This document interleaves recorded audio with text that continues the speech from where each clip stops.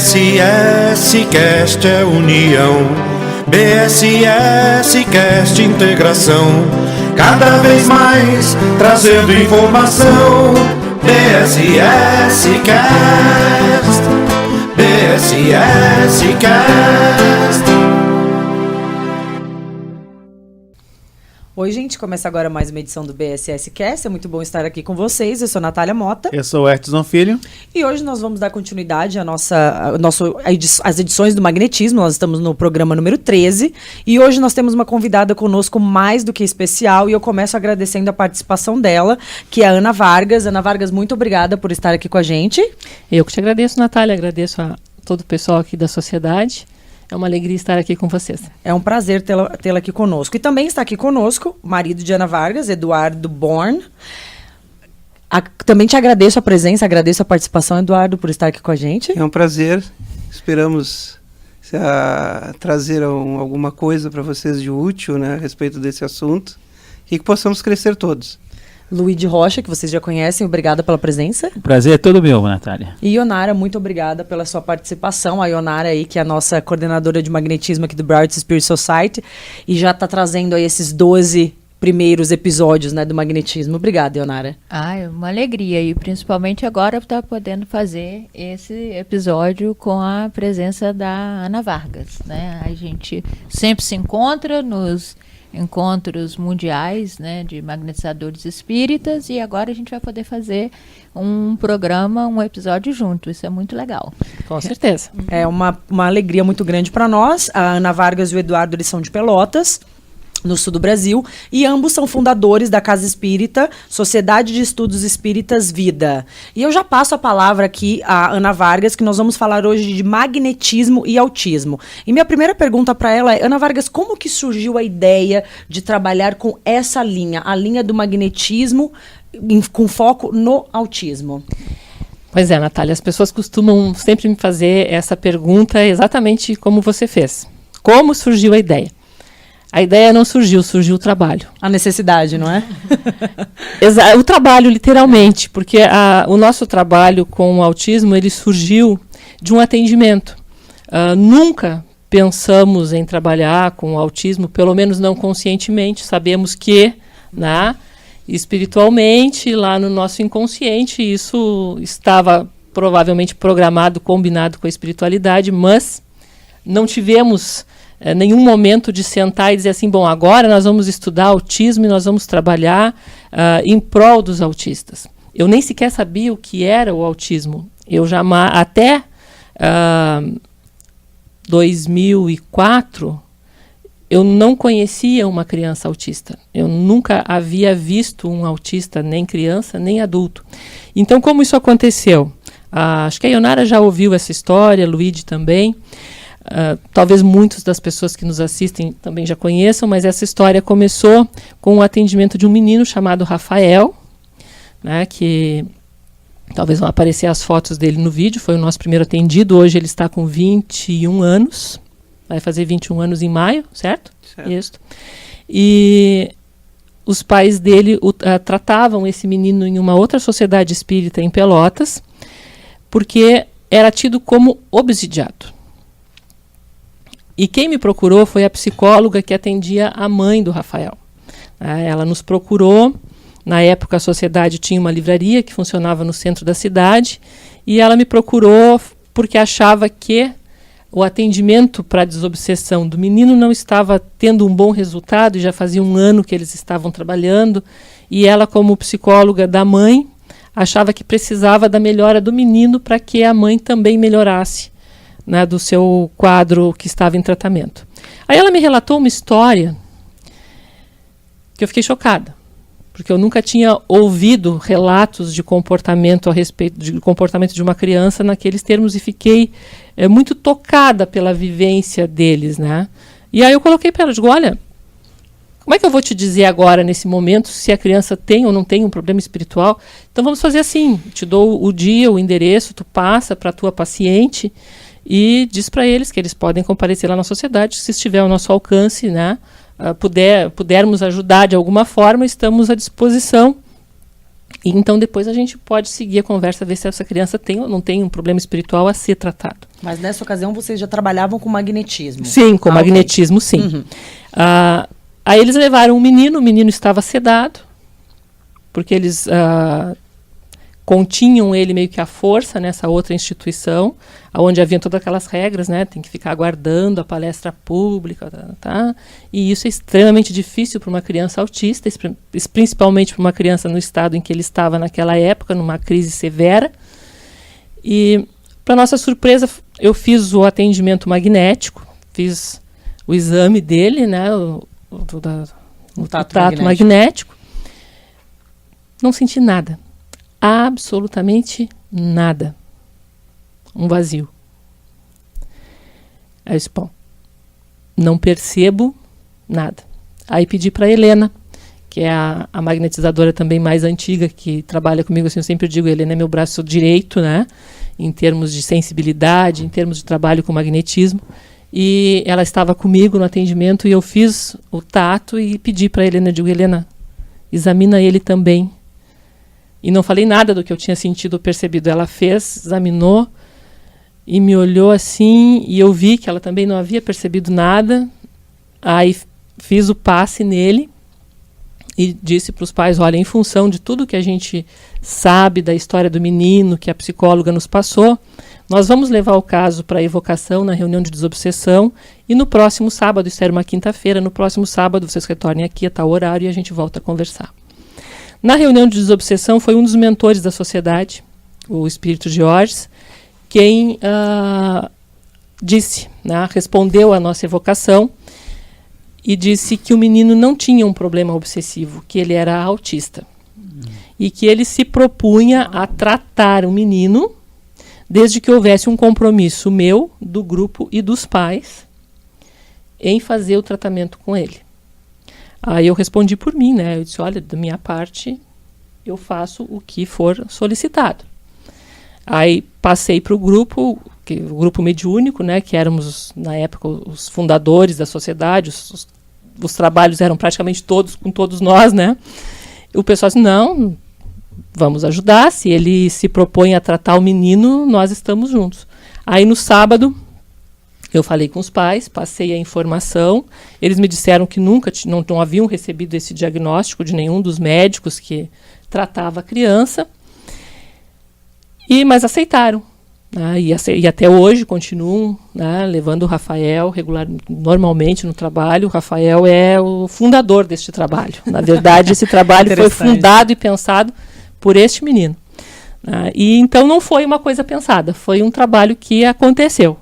E aí, no convívio com o Rafael, nós fomos aprendendo, e principalmente pelas orientações do Georges, porque as pessoas não entendiam o que eu estava fazendo ali, porque a Helena aplicava o passe que o Georges, vamos dizer assim, prescreveu para o autismo. Né? Ele disse, olha, tem que trabalhar assim, assim, assim, tal e tal técnica, tal e tal ponto. Ele disse como deveria ser. E, para mim, ele dizia assim, senta. Naquela época, a nossa sociedade estava em construção, era uma sala inacabada, sem reboco, sem piso, inacabada, obra inacabada. Tá? Então, eu sentava no centro da sala e o menino corria em torno, porque ele não parava mesmo. Tá? E a Helena corria atrás aplicando o passe. E o Georges me dizia, agora faça isso, né? Chama a atenção dele para isso, começa a narrar o que está acontecendo com ele, fala o que está havendo, chama a atenção dele. E assim nós fomos indo. Então, tudo que o Georges me dizia, eu repetia. Eu estava atuando como médium ali. E a Helena como magnetizadora. Para nossa surpresa, os primeiros benefícios observados foram que ele tinha, segundo os pais, em torno de 30 crises de epilepsia dia. Uau! Né? Muito. Fora outras dificuldades. É mais do que uma por hora. Isso é o que os pais dele relatavam. Eles relataram que isso começou a melhorar. Começou a haver um espaçamento, né? E uma diminuição de intensidade, Ionara, né? Começou a diminuir e a espaçar. E foram, né, melhorando. Isso foi o que eles observavam. Mas o comportamento do menino ainda apresentava dificuldades. Ele também, a outra coisa que eles começaram a observar, que ele se acalmava mais nos dias subsequentes ao atendimento magnético e dormia melhor. Tá? Quando, por exemplo, a gente fazia o atendimento dele na quinta e no sábado. Então, quando chegava terça ou quarta-feira, já começava a apresentar mais dificuldade. A primeira melhora sensível dele, e um grande aprendizado para mim, aconteceu quando faziam em torno de 6 meses do tratamento dele, talvez um pouco mais. Eu precisei me ausentar, em função de que nós estávamos recebendo um palestrante na sociedade, era uma visita, então nós tínhamos, e eu precisei me ausentar uma vez para buscar este palestrante no aeroporto em Porto Alegre. Então foi uma falta. No outro atendimento eu precisei me ausentar porque eu tive que fazer um procedimento médico. E já estava previsto e eu combinei com um outro trabalhador da casa para me substituir e disse o que eu estava fazendo, qual era a orientação do Georges e que ele seguisse e confiasse que se eu não estava ali, mas que o Georges estaria e que ele confiasse na sua intuição também para fazer qualquer outra coisa que fosse intuída para ele.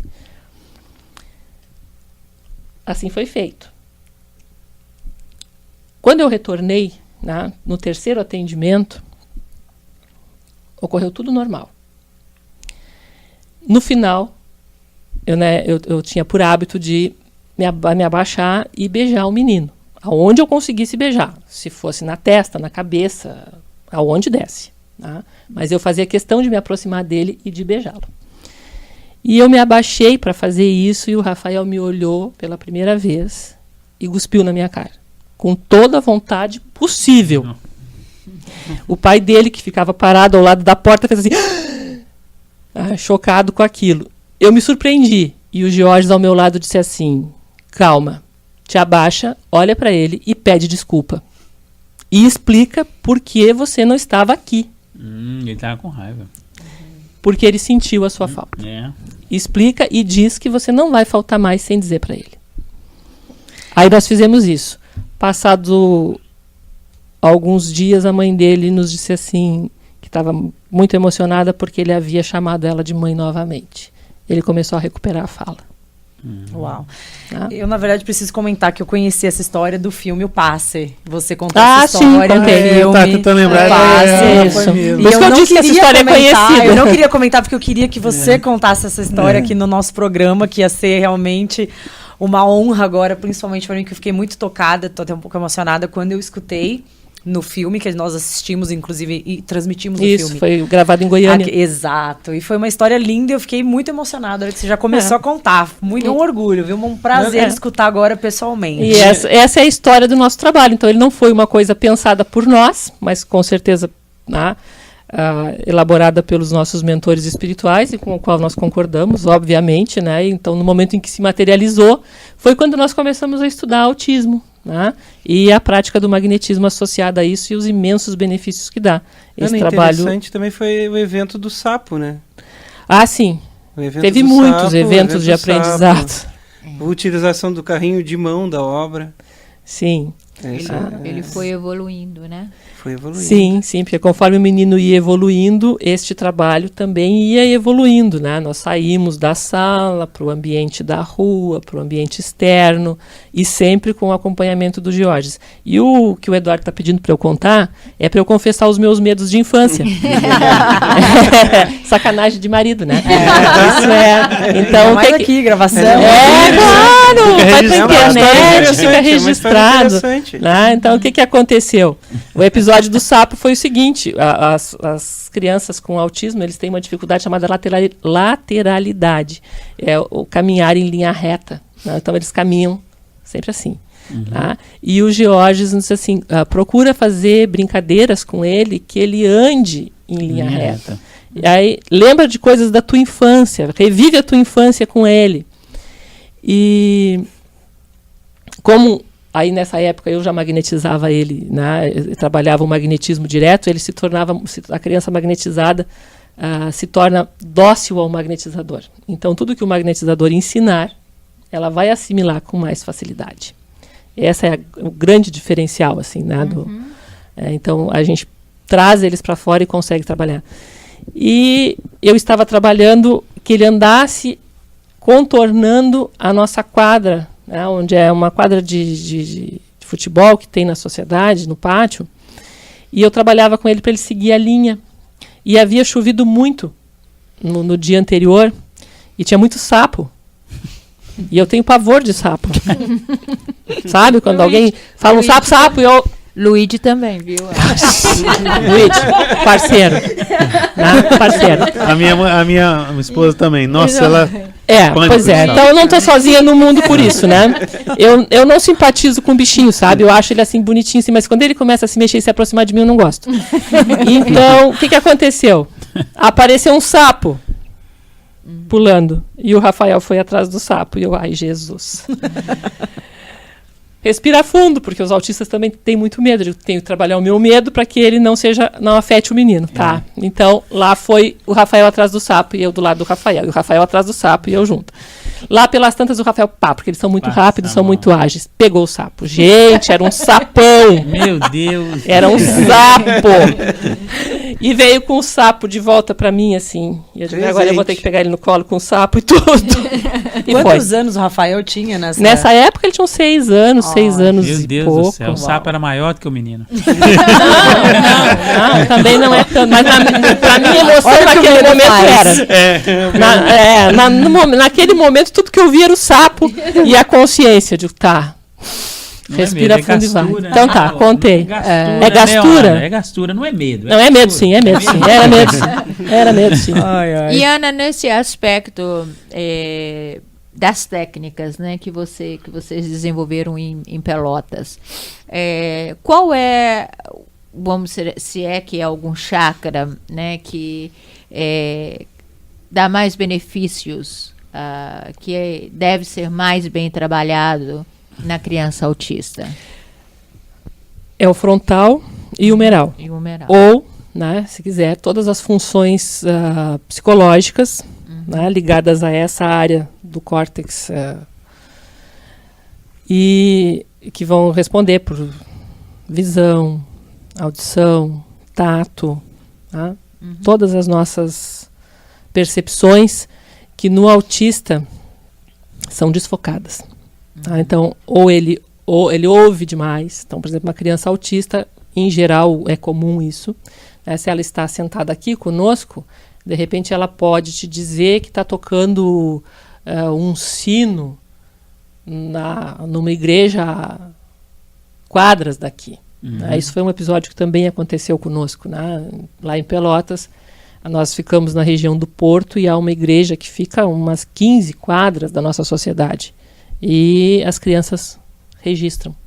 Aí a gente já tem uma musiquinha para quando elas ouvem o barulho, a gente canta uma musiquinha que refere sino para eles saberem e mostra a imagem do que é aquele som. Tá? Então a gente trabalha o frontal e Onara. Tá? Nesse trabalhar o frontal, nós trabalhamos ele na estrutura ativante e, aliás, começamos com o caso do Rafael na estrutura calmante. E observamos, porque hoje nós temos 21 crianças em atendimento na sociedade e, infelizmente, uma lista de espera quase do mesmo número. Nós observamos que outras crianças, quando nós fazíamos essa técnica, né, da imposição no calmante, elas faziam assim. Elas grudavam a testa, né, grudavam essa região na nossa mão e permaneciam com ela ali até o momento que elas se afastavam espontaneamente. Porque se eu afastasse a mão ou qualquer um dos outros magnetizadores afastar a mão, ela vai... seguia a mão. Ela seguia. Como se fosse uma atração magnética até. Mas uma atração magnética que eu te diria, Luigi, que eu comparo assim como alguém que tem fome. Enquanto ele não está satisfeito, ele não afasta a comida. Tá? A nossa percepção, a nossa sensação da reação dessas crianças é essa. Tá? E aí nós observamos assim que o que acontecia? O resultado para aquela criança que fazia isso era o mesmo do que para outra que nós trabalhávamos na estrutura calmante. Então, principalmente isso acontece o quê? A agitação e a colocação, né, vamos dizer assim, a regularização, me ajudem com a palavra, a adequação das percepções. Realinhando de novo. Realinhando. Então, o que a gente percebeu? Assim, que tanto a carência, né, quanto uma necessidade já não tão intensa, que vai ser a de acalmar, de paralisar uma função que está extremamente ativada, agitada, gera no físico o mesmo comportamento no caso dos autistas. Né? E com o humeral a gente trabalha também, né, faz a mesma técnica no humeral, em algumas crianças também trabalhando o restante do sistema nervoso abaixo do humeral, nas costas. Tá? Depois fazemos muito... E calmante no humeral e frontal, muitos perpendiculares. Né? Então a gente faz assim, a sequência. Eles são mais dispersivos ou concentradores? Também vai depender de cada caso. Tá? Porque só de a gente começar a conversar sobre isso já causa uma coisa, né? Que é o mito de que a criança não pode impor, né, fazer imposição, né? Então a gente vê que nem toda regra, né, se aplica, né? Em casos como o autismo, como que você não vai fazer uma imposição de mãos, né? No caso, atualmente nós trabalhamos com dupla imposição. Porque quando o Georges orientou, ele orientou uma técnica concentradora e a gente fazia aflorações, tá? Seguidas de dispersivos transversais, para depois fazer a técnica perpendicular do alinhamento e longitudinais para facilitar a assimilação da energia. Com o tempo e com a quantidade de crianças, a gente começou a ver assim, que ficava muito complicado atender várias crianças daquela forma. E aí eu perguntei para o Jorge, e agora, como é que eu faço? Porque nessa época nós tínhamos somente 4, hoje nós já temos 21. Com 4 a gente já estava achando difícil. Aí ele me deu a seguinte resposta, Ionara, ele disse assim, eu disse para você fazer dessa forma, eu disse para você usar concentradores em tais e tais lugares, perpendiculares, assim, porventura, se você substituir a afloração por uma imposição, não está trabalhando com concentração igual? Com certeza. Com certeza. Então, a forma como você vai trabalhar as técnicas vai ser de acordo com a melhor possibilidade de atendimento. E aí eu perguntei para ele assim, então eu posso substituir por uma dupla imposição, por exemplo, que vai facilitar, porque essas crianças correm, não pensem que é um passe como as pessoas estão habituadas, a pessoa deitadinha na maca, não. A gente tem alguns que conseguem fazer com eles sentadinhos, ou eles estão calminhos. Sempre se mexendo, né? Mas eles estão sempre se mexendo. Sempre se mexendo. Então, para o magnetizador manter, é fundamental manter a concentração. Então, trabalhando uma dupla imposição frontal e humeral, eu facilito, e o resultado não se alterou. Não se alterou. Então você faz uma... E no caso você pega a estrutura ativante, né?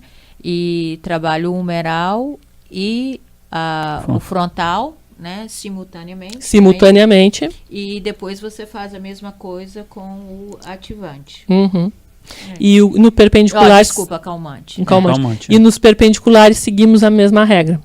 Nós começamos, que foi a tua pergunta inicial, nós começamos trabalhando com ele mais lento, concentrado, ativante, vamos indo para uma meia estrutura, vamos até a estrutura calmante e também fazemos ele depois dispersivo. Dispersivo. Voltando não, dispersivo. Dispersando na área do calmante. Numa coisa. E do ativante. Fazendo ele mais rápido. Isso é muito interessante a gente perceber que já existe uma técnica, né, estabelecida de algo que foi descoberto. Mas eu acho interessante, Ana, e talvez seja legal para o pessoal do magnetismo, essa interação, né, com os espíritos, ao ponto dos espíritos dizer, né, olha, use essa técnica. Mas o que eu acho mais interessante nisso é você usar a técnica que o espírito sugeriu, que no caso o Jorge, né? Sim. E essa técnica funcionar.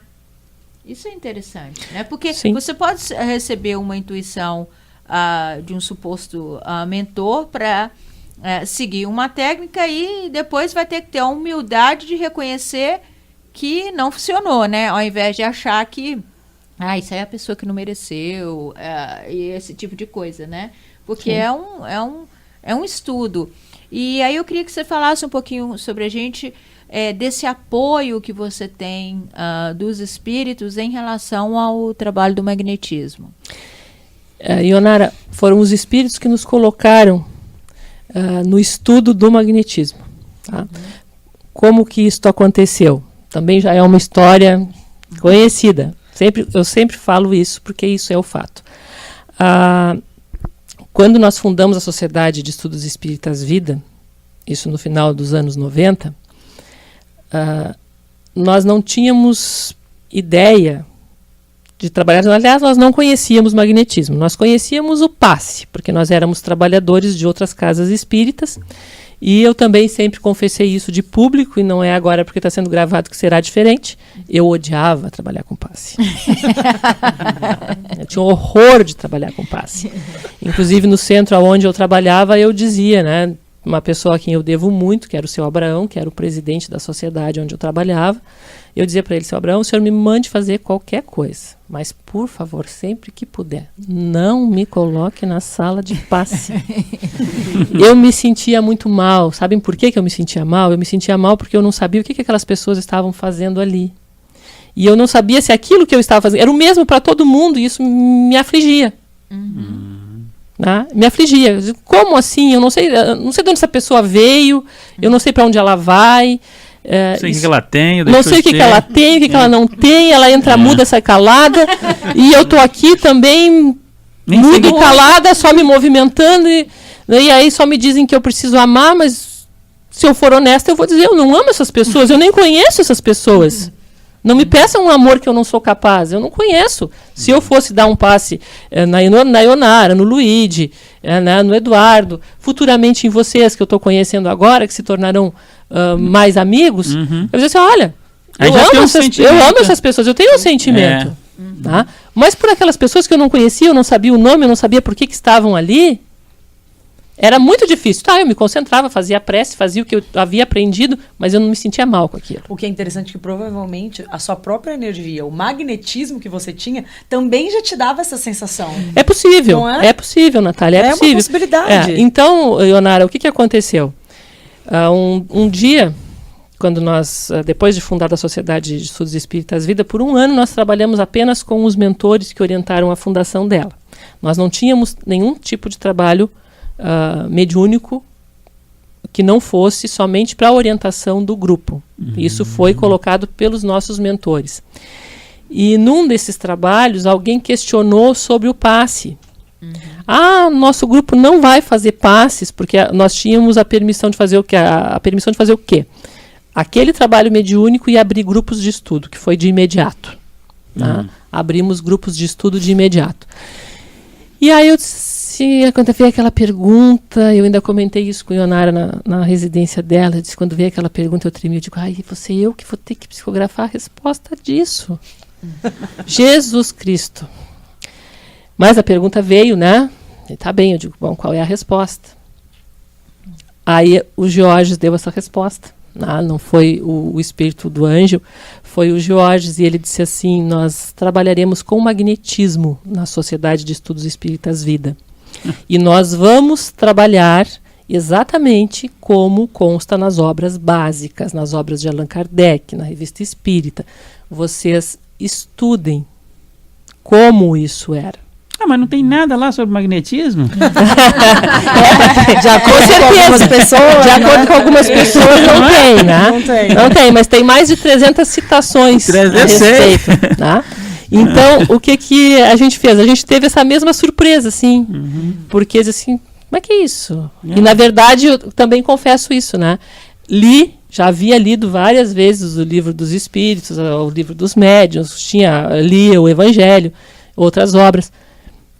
E nunca havia me questionado o que era o magnetismo que ele citava ali. Que estava escrito ali, não é? O que era aquilo? Né? O que era aquilo? Então, quando o Georges deu essa resposta, aí a gente passou assim bom, a gente já tinha experiência de lidar com eles, né? Então já sabia que não adiantava insistir, o negócio era estudar para depois voltar a conversar. Foi outra pergunta, né? Era. Volta. E aí foi que a gente foi estudar, e aí a gente descobriu qual era, o que era a ciência do magnetismo, né? Como o Kardec trabalhava, que ele não tinha esse passe público aberto a tudo e a todos, né? Que esse conhecimento era empregado em reuniões mediúnicas, era empregado na desobsessão, era empregado no atendimento a pessoas com problemas de saúde. Aí nós voltamos, passado algum tempo, a questionar o Georges novamente se era aquele o caminho. E ele disse, sim, é esse o caminho, é assim que nós vamos trabalhar. E é assim que nós trabalhamos há 20 anos. Legal. Essa é a nossa relação, né, com os espíritos, com o magnetismo, e o Georges nos orientou e orienta ainda hoje muito, né, nos ensinou muito sobre tratamento com o magnetismo, porque não foi só os autistas que ele, né, orientou o atendimento.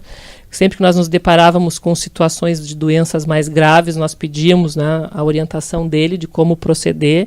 Ele sempre nos deu. Nunca nos deu de mão beijada o conhecimento, né? Tanto que eu tenho dúvidas de coisas até hoje, que nas prescrições dele ele especifica tempo, ele especifica, né, tipo de técnicas, no tempo ele especifica não só em determinadas situações os minutos, né, mas, por exemplo, 2 meses assim, e aí muda para tal, e aí vamos avaliar novamente. Então, isso é uma coisa que até hoje eu ainda não encontrei essa resposta de como isso é feito, mas na própria Revista Espírita a gente encontra muitas orientações, muitos passos, Kardec referindo 15 minutos de imposição em tal lugar, a aplicação de dispersivos e tal. E nos clássicos também se vê, né, a fixação de tempo, mas eu não sei fazer isso ainda. Então, o magnetismo e a ação espiritual são 2 coisas intimamente ligadas na nossa vida, e são ligadas na doutrina espírita, porque foi o berço, né? Foi o berço. Não tem. Espíritas, né? Não tem como. Não tem como. Foi justamente no berço do magnetismo que surgiu a doutrina espírita, né? Então, trabalhar com o magnetismo e não se deparar com a espiritualidade é algo... Pular na piscina sem querer se molhar. Exato. É impossível. Exato. Boa colocação, Exato. E eu acho que seria um ótimo um episódio, a gente fazer o próximo episódio como, né, magnetismo junto com os espíritos, né? E a gente pode conversar um pouquinho mais nessa relação, e porque a gente está vendo, né, Ana, que está indo para essa direção, né? Essa é a direção, né, Luigi? Essa é a direção. Foi a direção que o magnetismo tomou a partir de Kardec. Exato. Então, nós que estamos retomando esse conhecimento e essa prática, não temos como fugir disso. Exato. E está indo. A gente que trabalha com magnetismo está vendo, não tem jeito de correr. Não é os espíritos fazerem tudo, mas também não é eles não existirem. Exatamente. É um trabalho conjunto. O equilíbrio. É a orientação com o estudo. É como se eles fossem mentores, não mentores só no sentido espiritual, como um professor. Vamos mudar a palavra. Exato. Eles são os professores. Eles passam a matéria e cabe a nós estudar para a prova. A vida não é assim. E o pior, Natália, é que a prova é o paciente. É o paciente. É a outra vida que está ali na nossa frente. Exato. Então não podemos brincar com então, esse tipo de... essa união, né, do magnetizador espírita com o mundo espiritual, ela é de berço. Né? Ela é de berço e ela é necessária. Né? Ela é necessária. É assim que nós conseguimos ampliar a nossa ação. E evoluir. E é isso que os espíritos sugerem, né? Então, assim, eu acho que a gente passou de um extremo para o outro. Eu estou dizendo agora em termos de movimento do magnetismo espírita, né? Quando nós conhecemos as questões do passe e tudo, a gente quis achar que os espíritos faziam tudo, né? Então, teve essa crença, né? O magnetizador não tem que fazer muita coisa, os espíritos que fazem tudo, aí tudo bem.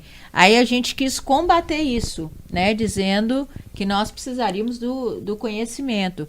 Só que, como tudo na vida, muitos pularam de um extremo ao outro, né? Então, quer dizer, então no magnetismo não pode haver espíritos. Entendeu? Sim. Eu falo isso porque eu passei por isso. Isso foi uma trajetória da minha experiência com o magnetismo, né? Então, quando você começa a dar abertura para o plano espiritual a trabalhar com você, e eu dizia isso porque às vezes eu estava aplicando um passe e de repente eu começava a sentir as influências espirituais. E para mim, pela cultura do não, magnetismo animal, não. Aí eu sentia que eu não dava muita abertura, mas a experiência como magnetizadora durante anos, eu comecei a sentir que eu precisaria dar abertura a isso. E começou a vir as emoções e a contribuição dos espíritos. E isso foi muito importante, né? Porque você trabalha. Sim, quando você faz exatamente o que Kardec falou. Você é um magnetizador espírita. Né? Então não pode negar a presença dos espíritos. Não há necessidade de aplicar passe incorporado de espírito. De forma alguma, de forma alguma, não é isso. Mas ao mesmo tempo, se eles vêm fazer o auxílio por você, você também não pode fechar. Então é assim, né? Mas tá lá no livro, Kardec pergunta, e se o magnetizador acreditar nos espíritos, fazerão verdadeiros milagres? Está lá, o homem já falou, já está lá. Não, sim. Então... E assim, desculpa te interromper, Luiz, mas isso que a Ionara falou, né, irmos de um ponto extremo ao outro, esse é um movimento muito humano.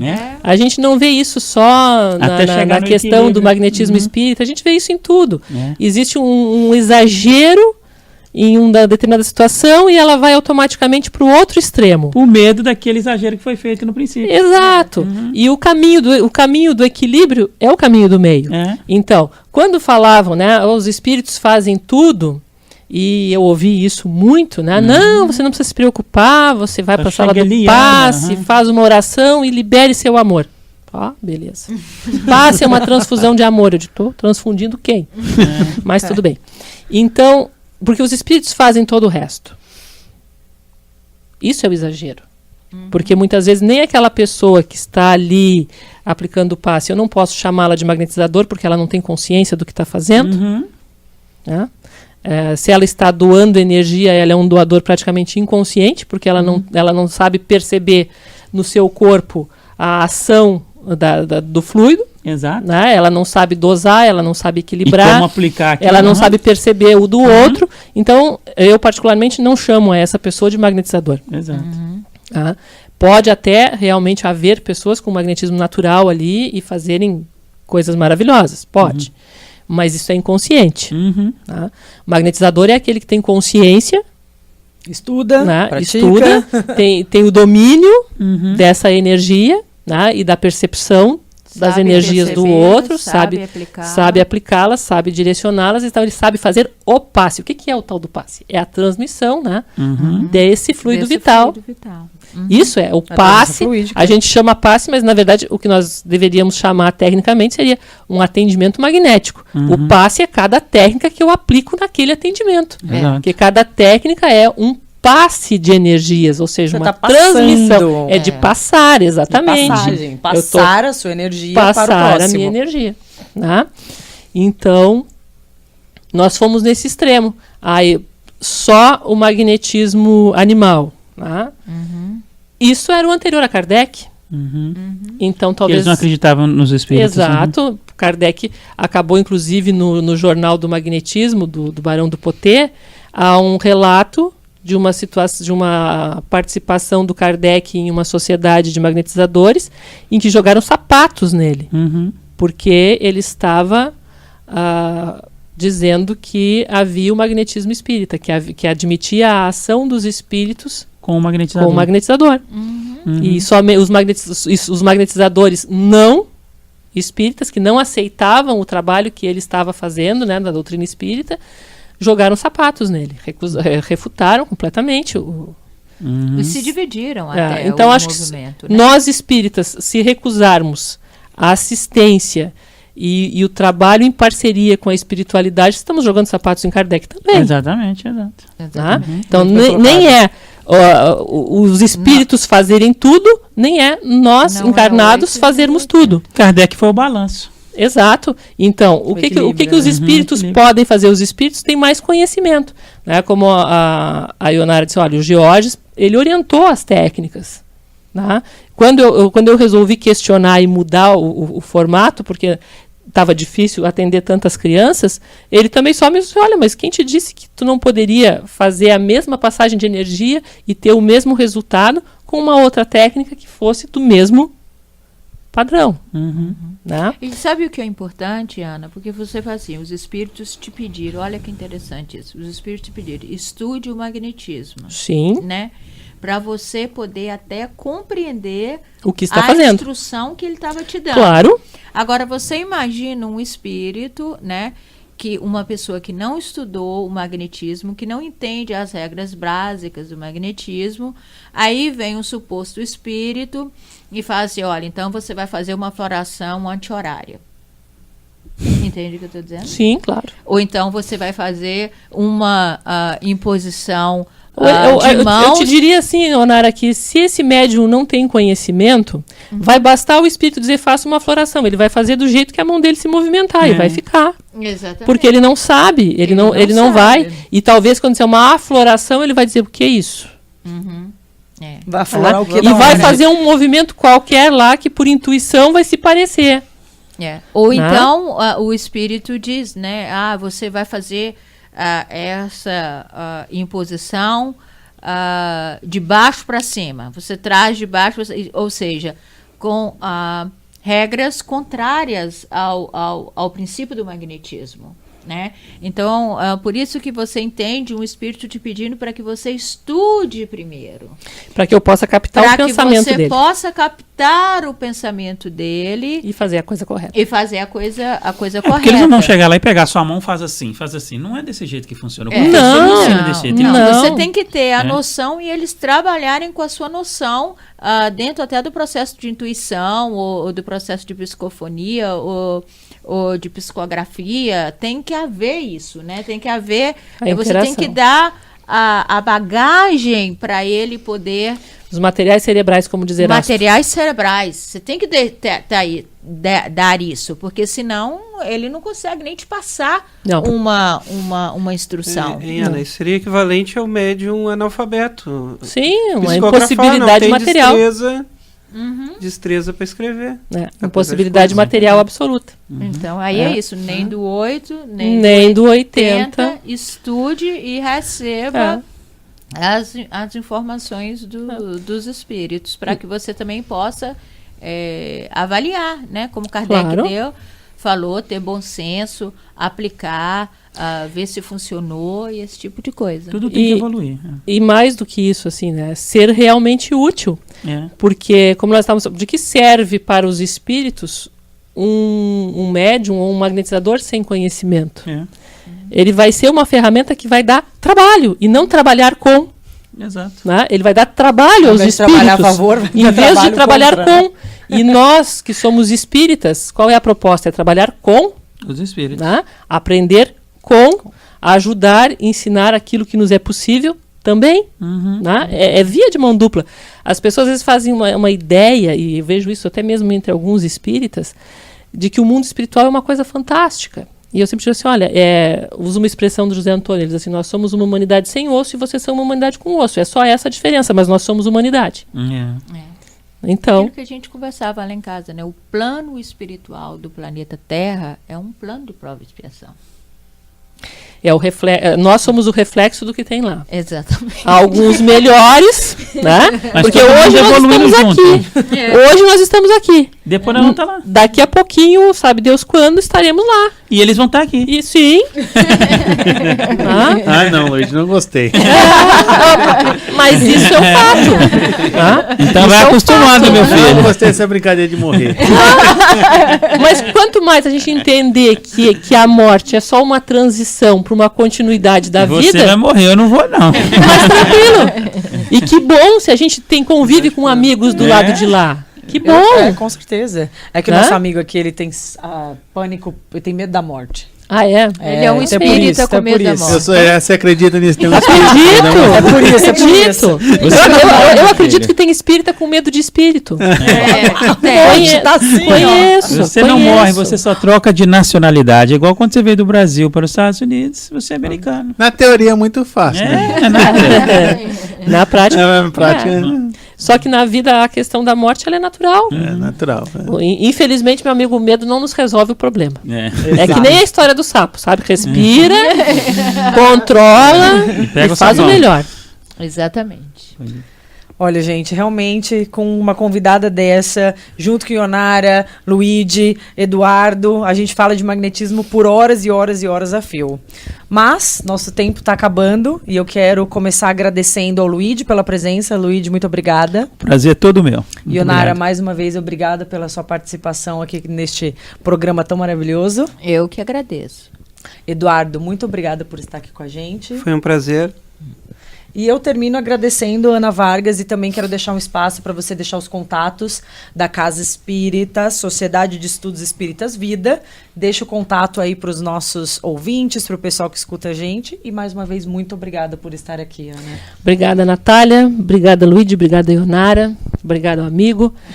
Obrigada a vocês que estão nos assistindo. Né? Como você falou, a gente conversa sobre magnetismo, sobre espiritismo horas a fio, Exato. até perder a voz. Né? Então, É isso, assim mesmo. isso é sempre muito gostoso para nós. Né? Com relação aos contatos, eu vou passar para o Eduardo, porque eu também sou uma pessoa sem memória. Tu passa aí os endereços eletrônicos da sociedade, aí ficamos à disposição aí de Bem. todos. O nosso e-mail, sociedadevida@gmail.org, né? .com. Gmail.com. O nosso site www.sociedadevida.org, aí sim, .org, sem BR, né?